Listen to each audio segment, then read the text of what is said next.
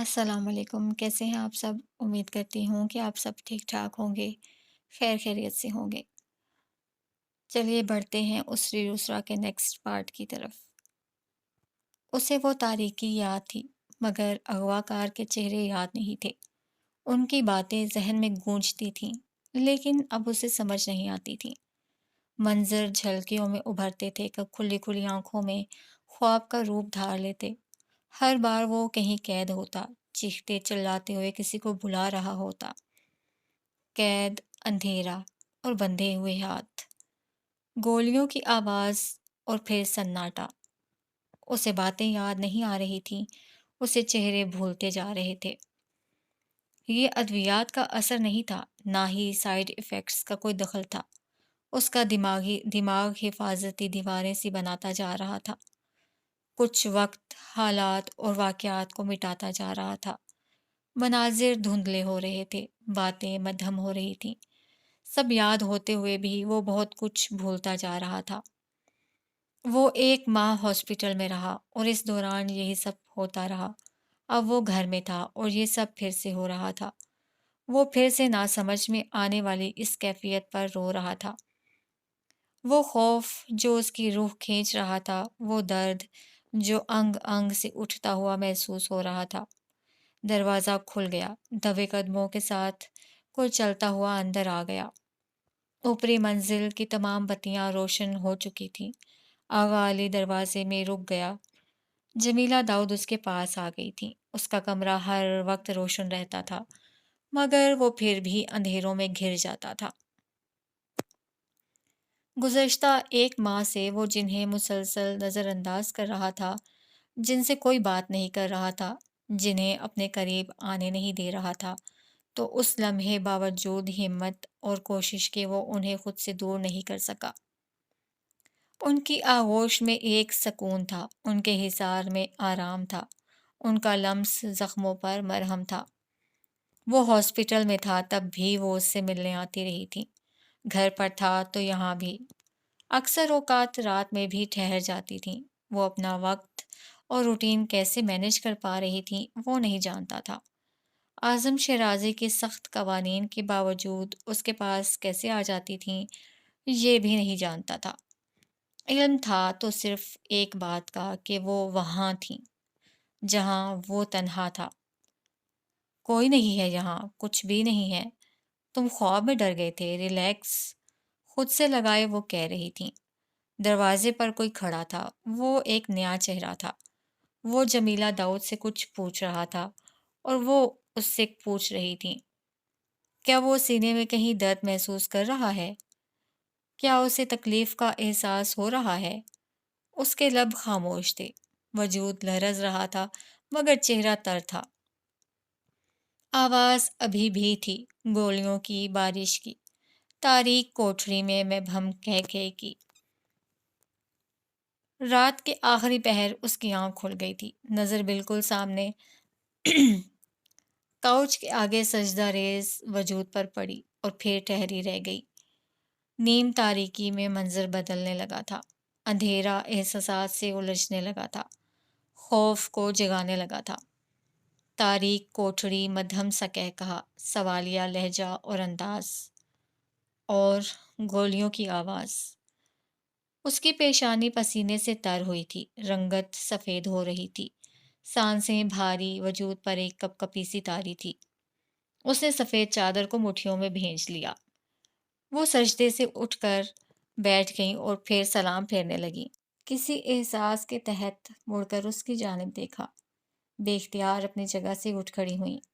مدھم سی نیلگوں روشنی اس کے تاثرات نمایاں کر رہی تھی۔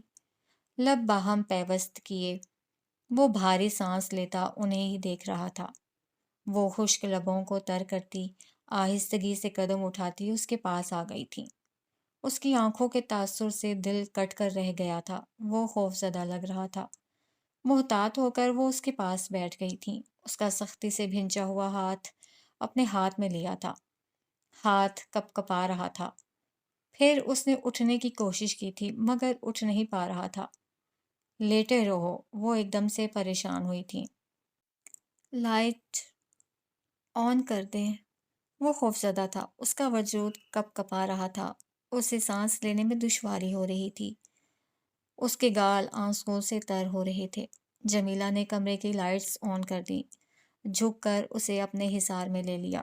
شش، میں تمہارے پاس ہوں، سب ٹھیک ہے۔ اس کے گرد اپنی گرفت مضبوط کیے اس کی پشت پر ہاتھ پھیرتے اسے خود میں سمو لیا۔ وہ مجھے وہ مجھے مار دیں گے۔ اس کی سانسیں چڑھی ہوئی تھیں، وہ بری طرح سے کپ کپا رہا تھا۔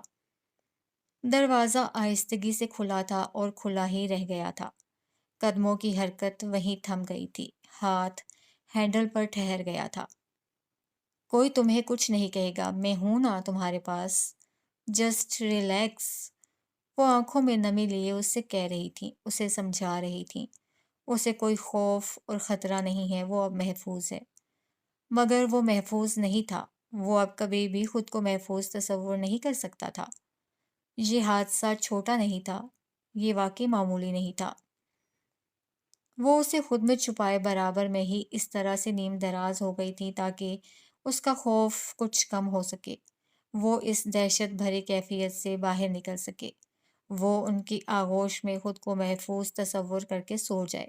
اور وہی ہوا تھا۔ وہ جیسے جیسے مختلف دعائیں اور آیات پڑھ کر پھونکتی رہی تھیں تو وہ سچ مچ پرسکون ہو کر سو گیا تھا۔ ہینڈل سے ہاتھ ہٹ گیا تھا، دبے قدم کوئی پیچھے ہوا تھا، راہداری میں قدموں کی اب کوئی چاپ بھی نہ رہی تھی۔ وہ جس ایک چہرے کو جانتا تھا اب اس سے منہ نہیں موڑ پا رہا تھا۔ وہ اس کے کام کرنے لگی تھی اور وہ انہیں کرنے دے رہا تھا، ان کے ہاتھ سے کھانا کھا رہا تھا، ان کے ساتھ لان میں واک پر جا رہا تھا۔ وہ اس کی ادویات کا علم رکھتی تھیں، اس کے زخموں کی بینڈیج بھی وہ کرنے لگی تھیں۔ وہ ہر کام جو نرس کے ذمہ تھا انہوں نے اپنے سر لے لیا تھا۔ وہ اسے جلد از جلد صحت مند دیکھنا چاہتی تھیں۔ وہ پہلے کی طرح ہنسے، بولے، مسکرائے، ان کی دوستی پھر سے پروان چڑھے، تعلق پھر سے بحال ہو، اس کی اذیت ختم ہو، خوف کم ہو۔ لیکن یہ سب آسان نہیں تھا، ہرگز آسان نہیں تھا۔ وہ ان کی اس کوشش کو ناکام بنا رہا تھا۔ وہ ٹھیک ہونا نہیں چاہ رہا تھا، وہ اپنے خوف کا سامنا نہیں کر پا رہا تھا۔ اس کی خاموشی کا حصار تب ٹوٹا تھا جب شام کے 8 بجے اس نے کچھ آوازیں سنی تھیں۔ وہ ان آوازوں کے تعاقب میں اٹھ کر کمرے سے باہر آیا تھا اور پہلی بار خود سے آیا تھا۔ دیوار کے ساتھ قدم اٹھاتے، کسی مانوس آواز کے سماعت سے ٹکراتے اپنی جگہ رک گیا تھا۔ آواز بائیں جانب سے آ رہی تھی۔ لاؤنج میں کوئی جمیلہ داؤد کے ساتھ موجود تھا۔ وہ اس آواز کو، لہجے کو، انداز کو بہت اچھے سے پہچانتا تھا۔ جمیلہ داؤد کی واپسی کی ٹکٹ کنفرم ہو چکی تھی، اعظم شیرازی انہیں واپسی کا کہہ رہے تھے۔ وہ انکار کر رہی تھیں اور اس انکار سے ایک بحث چھڑ گئی تھی۔ اگر میں نے تمہیں فارس سے ملنے دیا ہے تو اس کا ہرگز یہ مطلب نہیں ہے کہ تم اپنی منمانی کرو۔ کل تمہاری فلائٹ ہے اور تم اپنی فیملی کے ساتھ واپس جا رہی ہو، اینڈ دیٹس اٹ۔ ان کا لہجہ محکم اور آواز روب بھری تھی۔ آپ ایک ماں سے کہہ رہے ہیں وہ اپنے بیمار بچے کو چھوڑ کر جائے؟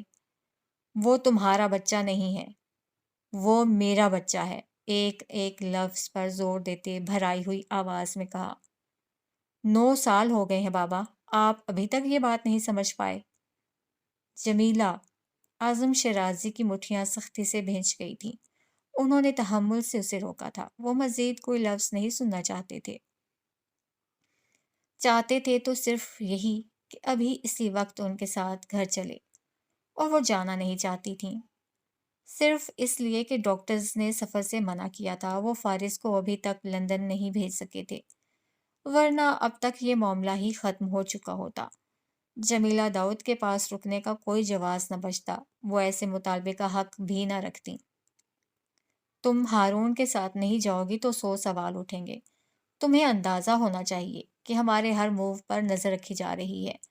خطرہ صرف حماد کو نہیں تھا، اس کی لپیٹ میں تم بھی آ سکتی ہو، ہارون بھی آ سکتا ہے، اس لیے بہتر یہی ہوگا کہ تم خاموشی سے چلی جاؤ۔ اور فارس، اسے یہاں اکیلا چھوڑ دوں؟ وہ اکیلا نہیں ہے، میرے آدمی اس کا خیال رکھ سکتے ہیں۔ انہوں نے کہا تھا، اور وہ آنکھوں میں نمی لیے چند لمحوں تک وہاں کھڑی رہی تھی۔ میں امریکہ نہیں جاؤں گی، لہجہ حتمی تھا۔ اعظم شیرازی کی پیشانی کی رگیں ابھر آئی تھیں، تاہم وہ ضبط کیے کھڑے تھے۔ تم ایسا کوئی مطالبہ کرنے کی پوزیشن میں نہیں ہو، سخت لہجے میں کہہ کر جانے کے لیے مڑے۔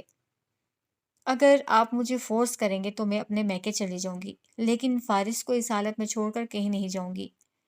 اعظم شیرازی کے قدموں کی حرکت تھم گئی تھی، مڑ کر انہیں دیکھا تھا، کچھ حیرت اور صدمے سے۔ ان کے لفظ تھے ہی ایسے، ان کی بات تھی ہی ایسی۔ وہ منجمد تاثرات کے ساتھ آنکھوں میں بے یقینی لیے انہیں دیکھ رہے تھے۔ پہلی بار جمیلہ داؤد نے ان کا کوئی حکم اس طرح سے رد کیا تھا، پہلی بار اس لہجے اور انداز میں بات کی تھی۔ وہ انہیں اس لمحے کسی طور اپنے حواسوں میں نہیں لگ رہی تھیں۔ فارس وجدان دیوار پر ہاتھ رکھے بھاری سانسوں کے ساتھ ساکت کھڑا تھا۔ اعظم شیرازی اسے نظر نہیں آ رہے تھے، مگر وہ جمیلہ داؤد کو دیکھ سکتا تھا۔ وہ رو رہی تھیں، وہ اعظم شیرازی کے سامنے اس کے لیے رو رہی تھیں، وہ اس کے لیے لڑ رہی تھیں۔ گزشتہ 3 سال اس نے غصے میں گزار دیے تھے۔ وہ ان سے ناراض تھا، بہت زیادہ ناراض تھا، ابھی تک ناراض تھا۔ وہ ان سے کوئی بات نہیں کرتا تھا، جواب نہیں دیتا تھا، نظر اٹھا کر دیکھتا بھی نہیں تھا، اور اب وہ دیکھ رہا تھا۔ 3 سال اس کے لیے مشکل رہے تھے، تو جمیلہ داؤد کے لیے بھی وہ وقت آسان نہیں رہا تھا۔ یہ میری غلطی ہے کہ میں نے اس لڑکے کو شیرازی مینشن میں رکھا اور تمہیں اس سے ملنے دیا۔ یہ بھی میری غلطی ہے کہ تمہیں یہاں اس کے پاس آنے کی اجازت دی۔ اعظم شیرازی کی آنکھیں شعلہ بار ہو رہی تھیں، لہجہ برف کی طرح ٹھنڈا تھا۔ آپ اپنی رحم دلی کو غلطی کہہ رہے ہیں؟ وہ ایک بار پھر اپنی جگہ تھمے تھے۔ آرزو کا بیٹا میرے رحم کا مستحق نہیں ہے، کچھ غصے اور نفرت سے انہوں نے کہا۔ وہ لڑکا نہ ہوتا تو جمیلہ آج اس طرح نہ کر رہی ہوتی۔ جمیلہ لب بھینچے انہیں دیکھ کر رہ گئیں۔ شاید تم بھول رہی ہو کہ یہ لڑکا میری ذمہ داری ہے اور مجھے اسے زندہ رکھنا ہی ہے، یہی وعدہ تھا۔ وہ اپنے فیصلے پر قائم تھے، بات کل بھی وعدے کی تھی، آج بھی وعدے کی تھی۔ جمیلہ نم آنکھوں کے ساتھ کھڑی تھی۔ آپ پھر سے میرا رابطہ اس سے بند کروا دیں گے، پھر سے مجھے دور کر دیں گے۔ جو ضروری ہو میں وہی کرتا ہوں، نکال دو اس لڑکے کو اپنے دماغ سے، فار گاڈ سیک۔ ان کی آواز ایک دم سے بلند ہوئی تھی۔ جمیلہ کا چہرہ آنسوؤں سے تر ہونے لگا، نظریں جھک گئیں۔ کون کرتا ہے ایسے جیسے تم کر رہی ہو؟ وہ چپ رہیں۔ مجھے فورس مت کرو کہ میں کچھ ایسا کر دوں جس پر تمہارے پاس سوائے پچھتاوے کے اور کچھ نہ رہے۔ جمیلہ کی سسکیاں بند گئیں۔ نہ وہ تمہارا بچہ ہے، نہ ہی تمہاری ذمہ داری۔ گھر جاؤ اور اپنی پیکنگ کرو، صبح کی فلائٹ ہے، کہہ کر لمبے لمبے ڈگ بھرتے باہر چلے گئے۔ جمیلہ کچھ دیر تک اپنی جگہ کھڑی رہی۔ کتنی دعائیں تھیں جو انہوں نے اعظم شیرازی کے دل کی نرمی کے لیے مانگی تھیں۔ ایک ذرا سا احساس، فارس کے لیے احساس کی چاہ کی تھی۔ اتنا بڑا حادثہ ہو گیا اور وہ پھر بھی اپنی جگہ اسی انا کے ساتھ قائم تھے، کوئی فرق ہی نہیں پڑا تھا انہیں۔ فارس وجدان بے آواز قدموں کے ساتھ واپس پلٹ گیا تھا۔ وہ کمرے میں آئیں تو وہ سامنے ہی بیڈ پر سر جھکائے بیٹھا تھا۔ ان کا تو خیال تھا سو رہا ہوگا۔ لبوں پر مسکراہٹ لی اس کے برابر میں آ بیٹھی۔ کیا ہوا، نیند نہیں آئی؟ فارس نے گردن موڑ کر انہیں دیکھا۔ ان کی آنکھیں رونے کے باعث سوجی ہوئی سی لگ رہی تھیں، مگر لبوں پر مسکراہٹ سی ٹھہری ہوئی تھی۔ وہ منتظر تھا اب وہ اس سے کیا کہنے والی تھی۔ امریکہ جانے کے حوالے سے کیا جواز پیش کرنے والی تھیں، مگر جمیلہ خاموش تھی۔ ان کے پاس کہنے کو کچھ نہیں تھا۔ وہ کل کی فلائٹ سے واپس جانے والی تھیں، یہ بتانے کے لیے بھی کوئی لفظ نہیں تھا، ہمت نہیں تھی۔ وہ ہمیشہ ہی اسے چھوڑ کر چلی جاتی تھیں جب اسے سب سے زیادہ ضرورت ہوتی تھی۔ بار بار پلکیں جھپکاتے ہوئے آنکھوں کی نمی دبا رہی تھیں۔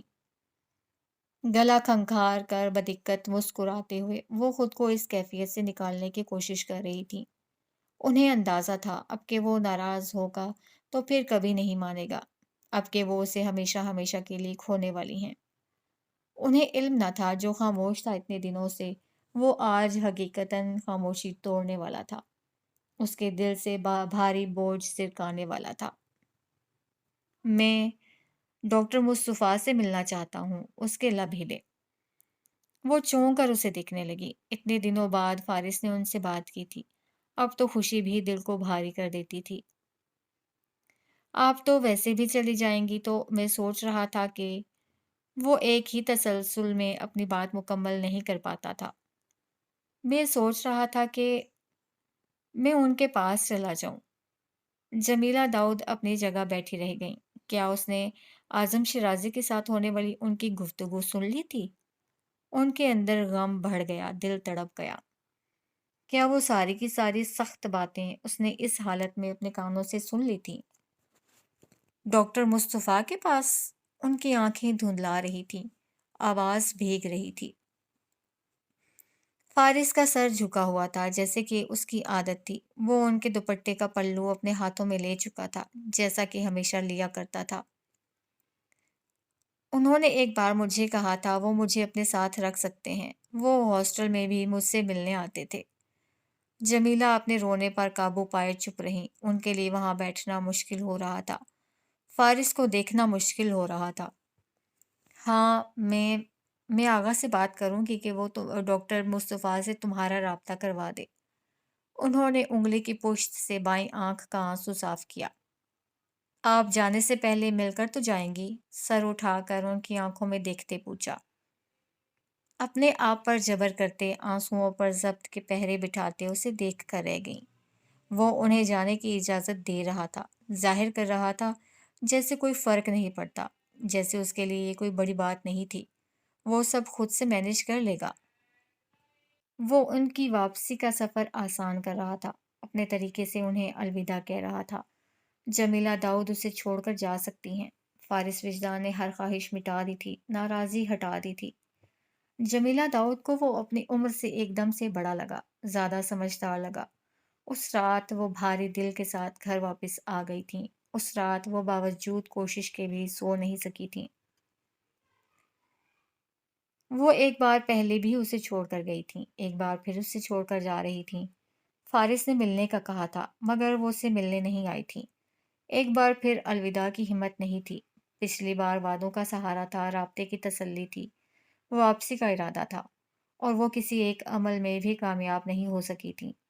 اب کہ ان کے پاس کچھ نہ تھا، نہ کوئی عہد، نہ دینے کو کوئی امید، تسلی، اور نہ ہی ملاقات کا وعدہ۔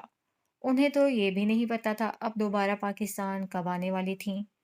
جانے سے پہلے انہوں نے آغا علی سے ضرور بات کی تھی۔ وہ چاہتی تھیں آغا ڈاکٹر مصطفیٰ سے فارس کی ملاقات کروا دے، مگر آغا اعظم شیرازی کے فیصلوں کا پابند تھا، فارس کی کسی سے بھی بات نہیں کروا سکتا تھا۔ شاید آپ کو علم نہیں ہے، مگر وہاں سب یہی جانتے ہیں کہ فارس مر چکا ہے۔ شیرازی ہاؤس کے لان میں جمیلہ داؤد اپنی جگہ کھڑی رہ گئی تھی۔ انہیں سماعت پر یقین نہیں آیا تھا۔ انہیں اعظم شیرازی کے اس فیصلے کی بھی سمجھ نہیں آئی تھی۔ مر چکا ہے؟ ان کے لب کپ کپائے تھے، دل لرز اٹھا تھا۔ سب یہی جانتے ہیں، سب ملازم، گارڈز بھی۔ آغا علی سر جھکائے مؤدب سا کہہ رہا تھا۔ یہ ضروری تھا کیونکہ جمیلہ نے ہاتھ اٹھا کر اسے روک دیا۔ مزید کچھ سننے کی تاب نہیں تھی۔ اعظم شیرازی اب کیا کر رہے تھے جاننے کا اشتیاق نہیں تھا۔ آغا کہنا چاہتا تھا فارس کی زندگی ابھی بھی خطرے سے خالی نہیں تھی۔ جنہوں نے اسے اغوا کیا تھا وہ اس کے پیچھے دوبارہ بھی آ سکتے تھے۔ ایک ذرا سی بھنک کہ وہ زندہ ہے بہت سے مسائل کھڑے کر سکتی ہے۔ فارس نے ان کا چہرہ دیکھا ہے، تبھی اسے مارنے کی کوشش کی گئی تھی، مگر جمیلہ داؤد کو جیسے اب کوئی تفصیل نہیں چاہیے تھی۔ فارس وجدان کا وہ آخری مطالبہ انہیں ہر صورت پورا کرنا تھا۔ بہتر تھا وہ اس ماحول سے نکل جائے، اعظم شیرازی کے قہر بھرے حصار سے نکل جائے۔ اس نے آغا سے مدحت کا نمبر لے لیا، اسے کال کی، اس سے ڈاکٹر مصطفیٰ کے بارے میں پوچھا۔ 2 ماہ پہلے تک وہ کوئٹہ میں ہی تھے، مگر اب وہ وہاں نہیں تھے۔ ان کا گھر بھی بند، کلینک بھی بند تھا۔ وہ کہاں چلے گئے تھے کسی کو اس بات کا علم نہیں تھا۔ تمہاری جب بھی ان سے بات ہو میرا یہ نمبر انہیں دے دینا۔ ساتھ ہی اپنا نمبر لکھوا دیا۔ اور یہ بات صرف ہم دونوں کے درمیان رہنی چاہیے، تم میرے لیے اتنا تو کر ہی سکتی ہو۔ آپ بے فکر رہیں، کسی کو نہیں کچھ نہیں بتاؤں گی، مدحت نے یقین دہانی کروائی تھی۔ ان کی فلائٹ امریکہ کے لیے روانہ ہوئی تو لگا دل وہیں رہ گیا ہے، سکون ختم، بے قراری انگ انگ میں سما گئی تھی۔ وہ فارس وجدان سے آخری بار ملے بغیر ہی جا رہی تھیں، اور یہ حقیقت ان کے وجود پر، ان کی روح پر بہت بھاری ہو رہی تھی۔ آرزو جہانگیر کے بیٹے کے لیے میرے دل میں کوئی رحم نہیں ہے۔ وہ بیڈ سائڈ سے ٹیک لگائے نیچے کارپیٹ پر گھٹنوں سے ٹھوڈی لگائے بیٹھا تھا۔ کمرہ روشن تھا، کھڑکیاں بھی کھلی ہوئی تھیں۔ ہوا سے مخملی پردے لہرا رہے تھے۔ کھڑکیوں سے سرسبز لان کے اس پار براؤن رنگ کا بڑا گیٹ نظر آ رہا تھا۔ وہ گیٹ آج صبح سے بند تھا۔ کوئی گاڑی حدود میں داخل نہیں ہوئی تھی۔ کوئی اسے الوداع کرنے نہیں آیا تھا۔ اس نے بیٹھے بیٹھے اپنا سر اٹھایا۔ شاید تم بھول رہی ہو کہ یہ لڑکا میری ذمہ داری ہے اور مجھے اسے زندہ رکھنا ہی ہے، یہی وعدہ تھا۔ ذمہ داری، زندگی اور وعدہ۔ ویران آنکھیں نم ناک ہونے لگی، خاموش لبوں پر غم ٹھہر گیا۔ دروازہ کھلا ہوا تھا، حیدر وہاں سے گزر رہا تھا تو چونک کر رک گیا۔ اسی وقت اندر آ گیا۔ کمرے کی کھڑکیاں اس نے بند کر دی، پردے بھی پھیلا دیے۔ اسے ایک پل میں انکشاف ہوا تھا کہ اس نے اپنی آج رات کی میڈیسن نہیں لی تھی، تبھی وہ رات کے اس پہر تک جاگ رہا تھا۔ اسے فارس پر اعتماد کرنے پر افسوس ہوا تھا۔ اب سمجھ میں آیا جمیلہ داؤد اسے اپنے ہاتھ سے ہی کیوں دوا کھلاتی تھیں۔ آپ کو اب آرام کرنا چاہیے۔ وہ اس کی حقیقت سے کچھ حد تک واقف تھا، تبھی لہجے اور انداز سے ادب جھلکتا تھا، ایسا ادب جس کا وہ مستحق نہیں تھا۔ اس نے حیدر کی طرف دیکھا، وہ پانی کے ساتھ ادویات پیش کر رہا تھا۔ فارس کچھ دیر تک آدھے خالی آدھے بھرے ہوئے گلاس کو دیکھتا رہا، پھر اس نے لے لیا۔ جانتا تھا ایسے نیند جلد آنے والی تھی، ایسے درد جلد مٹنے والا تھا۔ جو تھکاوٹ وجود میں اتری ہوئی تھی وہ ایسے ختم نہیں ہو سکتی تھی۔ جو اذیت اس پل محسوس ہو رہی تھی اس سے بچنے کا اور کوئی راستہ نہ تھا۔ وہ سو چکا تو حیدر کمرے کی لائٹس آف کرتے رک گیا۔ اسے جمیلہ داؤد کی تنبیہ یاد آئی۔ باہر نکلتے ہوئے بھی دروازہ کھلا چھوڑ دیا۔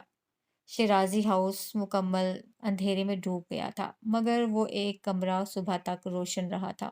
مجھے اسے زندہ رکھنا ہی تھا، یہی وعدہ تھا۔ وہ بچپن سے ہی اعظم شیرازی کی سخت تلخ باتیں سنتا آ رہا تھا۔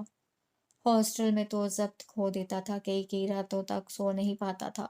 اس کا تکیہ آنسوؤں سے بھیگا رہتا تھا۔ اس کے دل میں اذیت ٹھہری رہتی تھی۔ اسے نارمل ہونے میں وقت لگتا تھا۔ ایسا پہلی بار ہوا تھا کہ اس نے کوئی وقت نہیں لیا تھا۔ اس کی آنکھیں نم نہیں ہوئی تھیں۔ وہ اپنے کمرے میں چھپ کر رویا نہیں تھا۔ اس کے اندر ایک دم سے سب سرد پڑ گیا تھا، سب منجمد ہو گیا تھا۔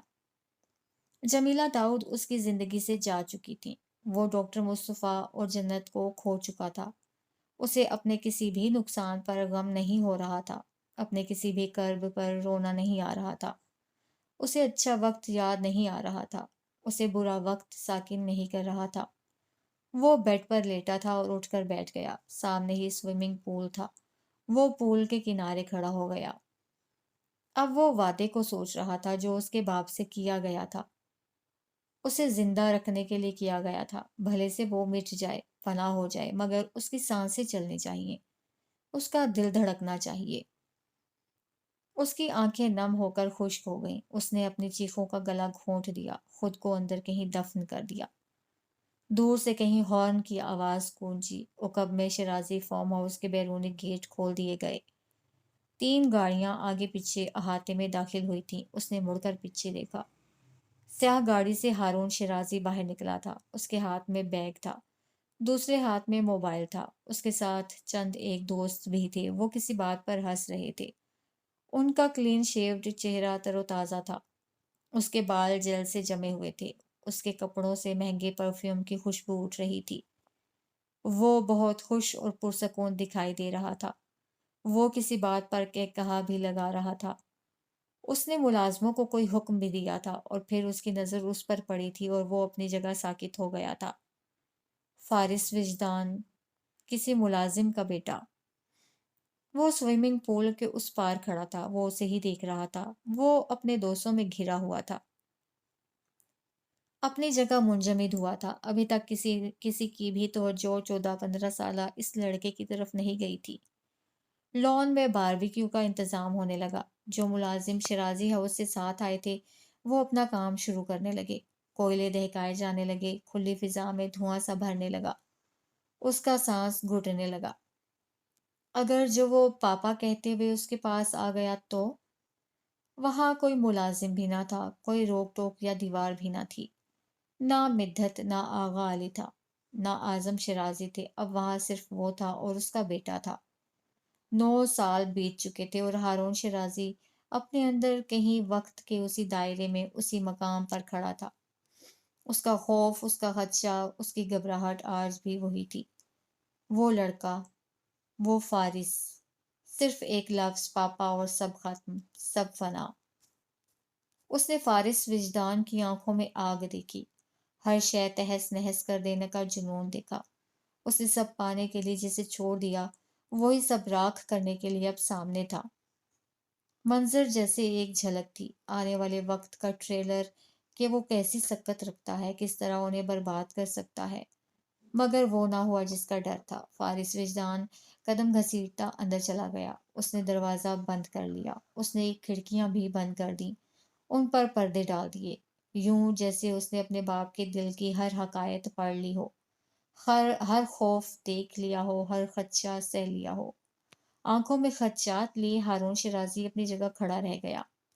وہ آخری نگاہ، وہ منجمد، مردہ اور سلگتی ہوئی زخمی نگاہ۔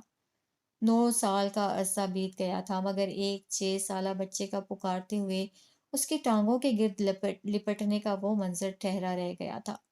آج تو کوئی رکاوٹ بھی نہ تھی، نہ آغا تھا، نہ مدحت تھی، نہ کوئی گارڈ، نہ ملازم۔ آج کوئی بھی نہیں تھا اور اس کا بیٹا واپس پلٹ گیا تھا۔ اس نے کوئی حرف ادا نہیں کیا تھا، اسے کوئی آواز نہیں دی تھی۔ وہ اس کی محفل میں مخل نہیں ہوا تھا، اس کے دوستوں کے سامنے نہیں آیا تھا۔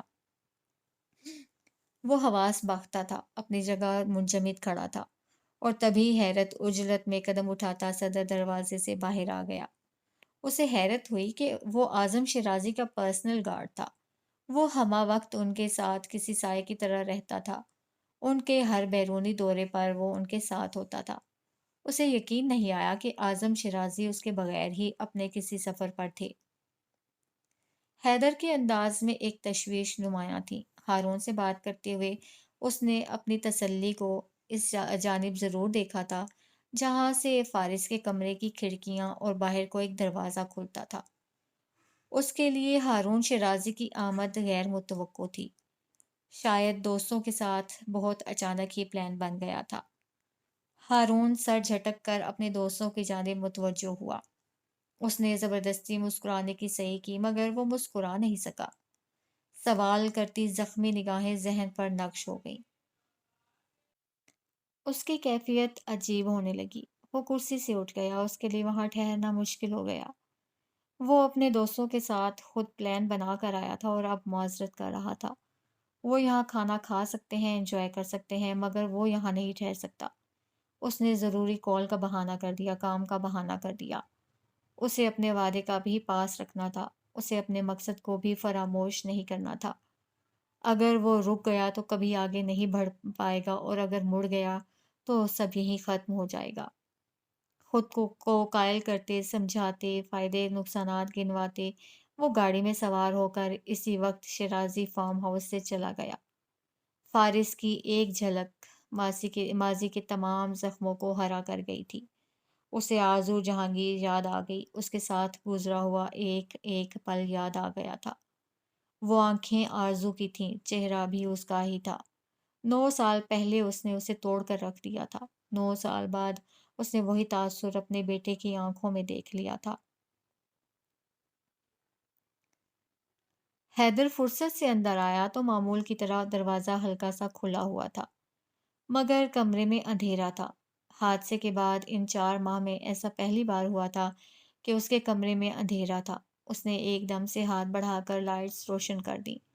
وہ کھڑکی کے نیچے قالین پر بیٹھا تھا، جیسا کہ عموماً وہ شرازی مینشن میں اپنے کمرے کی کھڑکی کے نیچے بیٹھا کرتا تھا، گھٹنوں پر کوہنیاں رکھے، سامنے کسی غیر مرئی نقطے کو دیکھتا ہوا۔ اس کی آنکھیں بالکل خاموش اور سنسان سی تھیں، چہرہ سپاٹ تھا، وہ ٹھنڈے فرش پر بیٹھا تھا، لیکن اسے سردی نہیں لگ رہی تھی، وہ کپ کپا نہیں رہا تھا۔ اپنے کمرے میں دن رات روشنی چاہنے کے باوجود وہ ایک دم سے اندھیرے کو اپنانے لگا تھا۔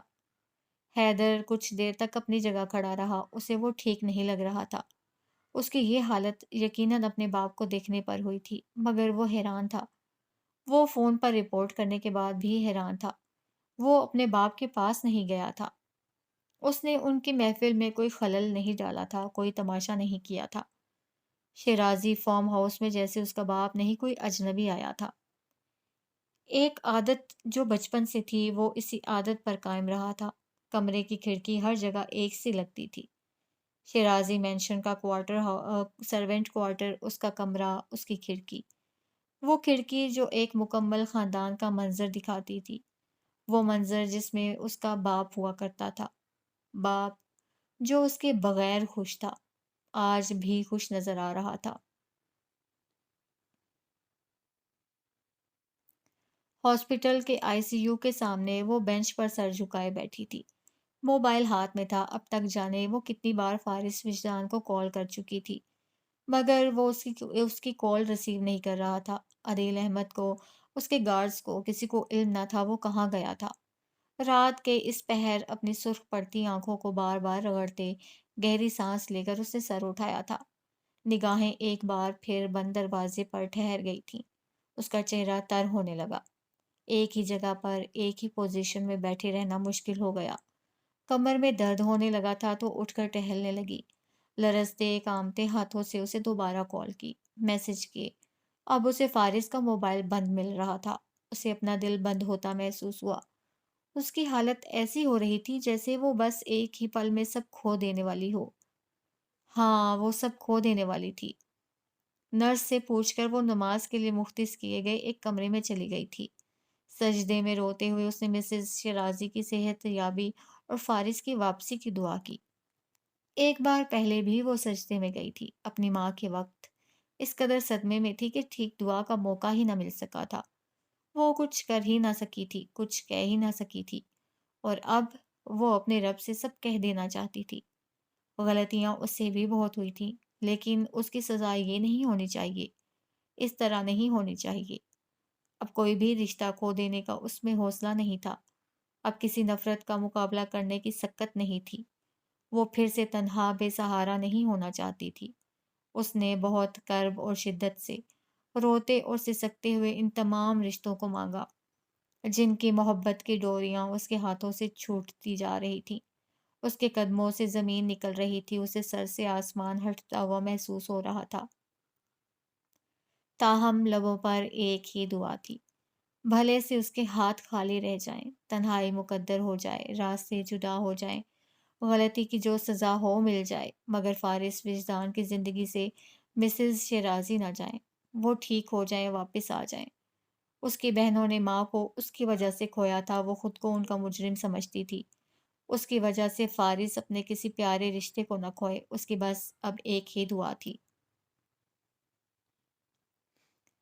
اس کا معاف ہوتا دماغ کسی اور نہج پر چل نکلا تھا۔ جو باتیں کبھی نہ سوچی تھی وہ اب سوچنے لگا تھا، جو خیال کبھی نہ آیا تھا اب آنے لگا تھا۔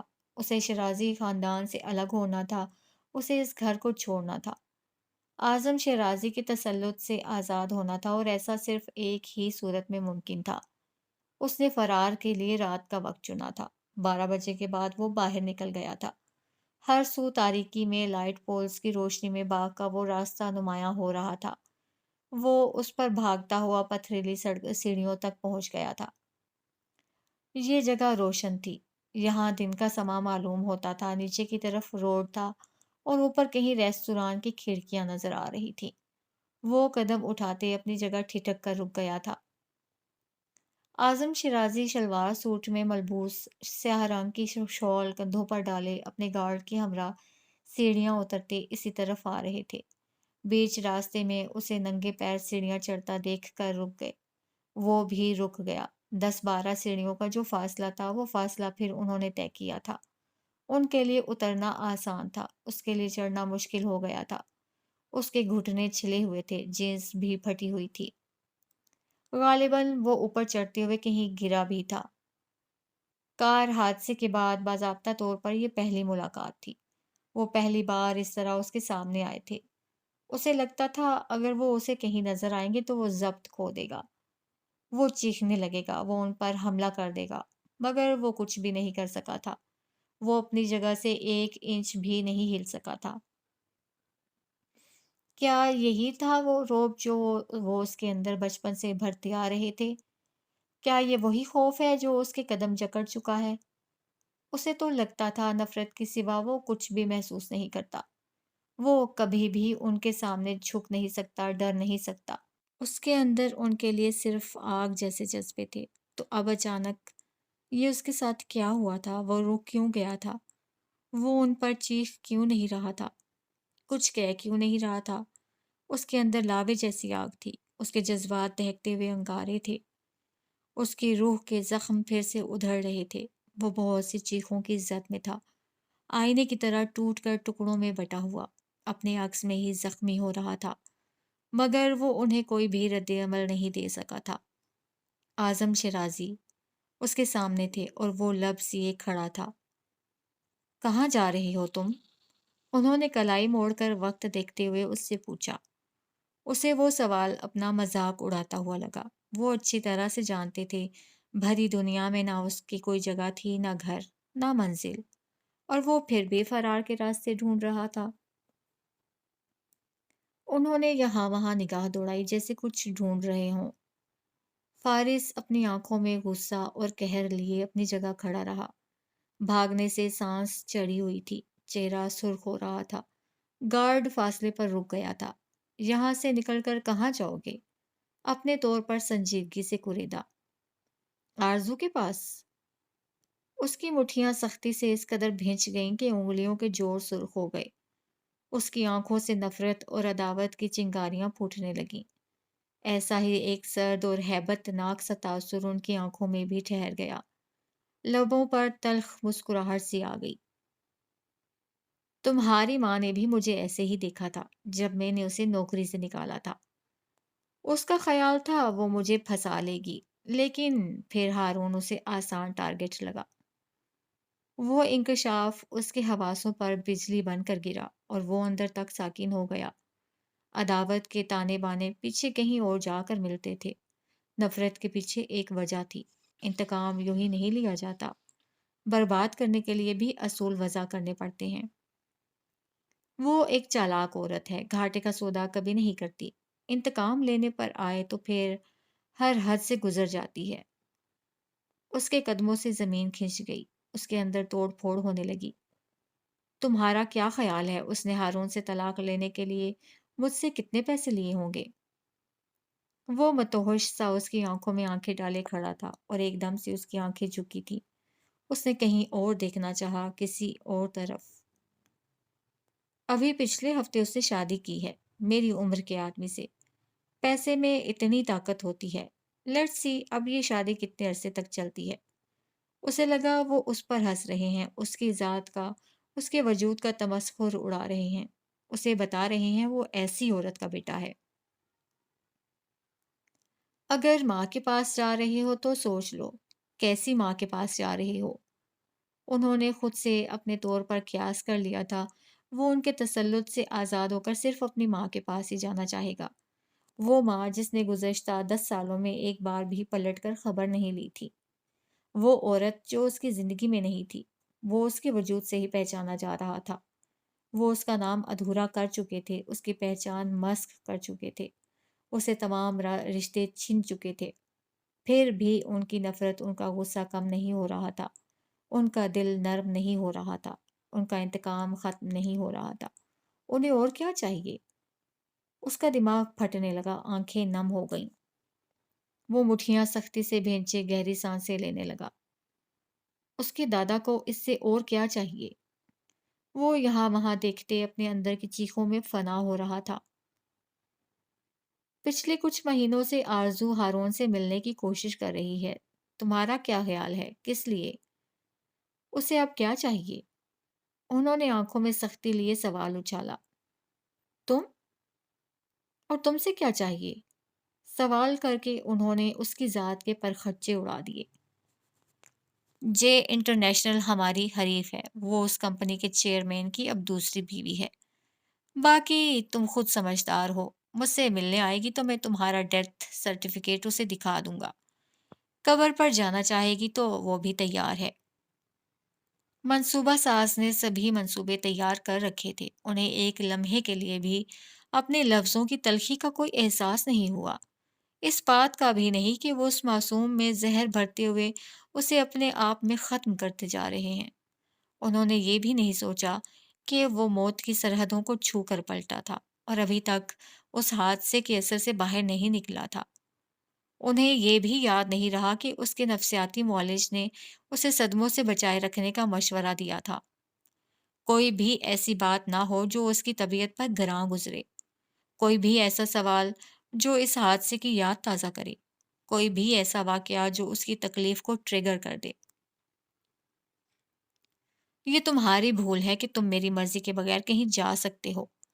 قدم اٹھاتے قریب سے گزرے۔ کم از کم اپنے خاندان کا تماشا بنانے کے لیے میں تمہیں اس عورت کے حوالے کبھی نہیں کروں گا، کبھی نہیں۔ وہ سیڑھیاں اترنے لگے اور اترتے گئے اپنے گارڈ کے ہمراہ۔ وہ سانس روکے انہیں دیکھتا رہا، یہاں تک کہ وہ نظروں سے اوجھل ہو گئے۔ اس نے یوں سانس لیا جیسے وہ بس آخری سانس ہو، اور یوں محسوس کیا جیسے وہ سچ مچ میں کسی قبر میں اتارا جا چکا ہو۔ اسے اعظم شرازی سے کسی بھی نرمی اور رحم کی توقع نہیں تھی، مگر اتنی سختی کی بھی نہیں کہ وہ اسے جیتے جی مار دیتے، اس کی قبر بھی تیار کر لیتے۔ وہ بمشکل سانس لیتے نیچے بیٹھ گیا۔ دور سے حیدر پتھریلی سیڑھیاں چڑھتا اس کی طرف آ رہا تھا۔ اس نے اسے دیکھا اور سر گرا لیا۔ اس دن کے بعد اس نے فرار کی کوشش دوبارہ نہیں کی تھی۔ رات کے آخری پہر ہارون شیرازی کی آنکھ کھل گئی تھی اور وہ اٹھ کر بیٹھ گیا تھا۔ ہتھیلیوں پر کتنی ہی دیر تک سر جھکائے رہا تھا۔ وہ جب سے پاکستان سے آیا تھا اس کی کیفیت کچھ عجیب سی تھی۔ روزمرہ معاملات میں تو کسی قسم کا فرق نہیں تھا، مگر اب رات میں اکثر وہ اٹھ جاتا تھا۔ اسے ٹھیک سے نیند نہیں آتی تھی۔ بیٹھے بیٹھے کوئی نہ کوئی بات کرتے ہوئے، سنتے ہوئے، کوئی کام ذمہ لگاتے ہوئے وہ اپنے لفظوں میں الجھ جاتا تھا۔ اس کا ذہن بھٹک جاتا تھا۔ اس کی سوچ میں بس ایک چہرہ ٹھہر جاتا تھا، سماعت میں بس ایک آواز اتر جاتی تھی۔ گزشتہ 9 سال اس نے کس قدر مضبوطی سے، بے حسی سے اور اپنی ذات کے لیے بہت مطمئن ہو کر گزار لیے تھے۔ اس کے پاس اپنے ہر فیصلے کی حجت اور دلیل تھی۔ وہ خود کو مظلوم سمجھتا تھا۔ باپ کا فیصلہ جبراً مسلط کیا گیا تھا، اسے ماننا اس پر فرض کر دیا گیا تھا۔ جو وار آرزو جہانگیر نے اس کی ذات پر، اس کے اعتماد پر کیا تھا، تو اس وار سے وہ ان 9 سالوں میں ٹھیک نہیں ہو سکا تھا۔ اس کے لیے آرزو جہانگیر اور فارس ایک ہو گئے تھے۔ اپنی اس اذیت سے نکلنے کے لیے وہ دونوں کو ہی نظر انداز کرنے لگا تھا۔ آرزو اس کی زندگی سے نکل گئی تھی، فارس کو اس نے خود ہی نکال دیا تھا۔ وہ اس کا ایک ماضی، اس کی غلطی، اس کی زندگی کا ایک ناپسندیدہ باب ہو گیا تھا۔ اس کا صرف ایک ہی بیٹا ہے، وہ اس پر خود کو یقین دلا چکا تھا۔ اپنے نام، اسٹیٹس، خاندانی جاہ و حشمت کے حساب سے وہ خود کو ایک بت میں ڈھال چکا تھا۔ اس کی سوچ اپنے باپ جیسی ہو گئی تھی۔ اس کی نظر اب کسی ممکنہ اسکینڈل پر ٹھہر گئی تھی۔ اس کے حریفوں کو کمزوری مل جائے گی اور اس کی ذات پر کیچڑ اچھالا جائے گا۔ آرزو جہانگیر نے دولت، شہرت اور دنیاوی کامیابیوں کے لیے ہر حد پار کر ڈالی تھی۔ اس کے متعلق جو خبریں میڈیا کی زینت بنتی تھیں وہ اچھی نوعیت کی نہیں تھیں۔ ایسی کسی بھی عورت کی زندگی کا حصہ یا اس کا سابقہ شوہر ہونا اس کے لیے شرمندگی کا باعث تھا۔ اسے اپنی غلطی کا احساس شدت سے ہوا تھا۔ آرزو سے اس کی اولاد نہیں ہونی چاہیے تھی۔ اسے چاہیے تھا وہ فارس کو واپس لانے کے بجائے کسی فوسٹر ہوم میں چھوڑ دیتا۔ اس سے یہ ہوتا کہ وہ اس کی زندگی سے مکمل طور پر خارج ہو جاتا، کسی سزا کی طرح اس کے آس پاس نہ رہتا۔ اس کی سوچ کو ایک دم سے بریک لگی تھی۔ وہ اپنی جگہ رک گیا تھا، پتھر ہو گیا تھا۔ وہ یہ کیا سوچ رہا تھا؟ کیا چاہ رہا تھا؟ وہ ایسا پہلے تو کبھی نہیں تھا، ایسا بے حس تو کبھی نہیں۔ وہ اب ایسا کیوں ہو رہا تھا؟ متوحش ہو کر اس نے اپنا سر پکڑ لیا۔ گزشتہ 9 سالوں میں صرف ابتدائی چند مہینے اس کے لیے مشکل رہے تھے۔ جب وہ اپنے چھوٹے سے بچے کو ہمیشہ ہمیشہ کے لیے چھوڑ کر گیا تھا، اور اب اچانک اس کے لیے ہر لمحہ بہت مشکل ہو گیا تھا۔ اس کے بیٹے کی آنکھوں نے اس کا سکون چھین لیا تھا۔ وہ آنکھیں اس کی آنکھوں میں گڑ گئی تھیں۔ وہ تاثر سب راکھ کر رہا تھا۔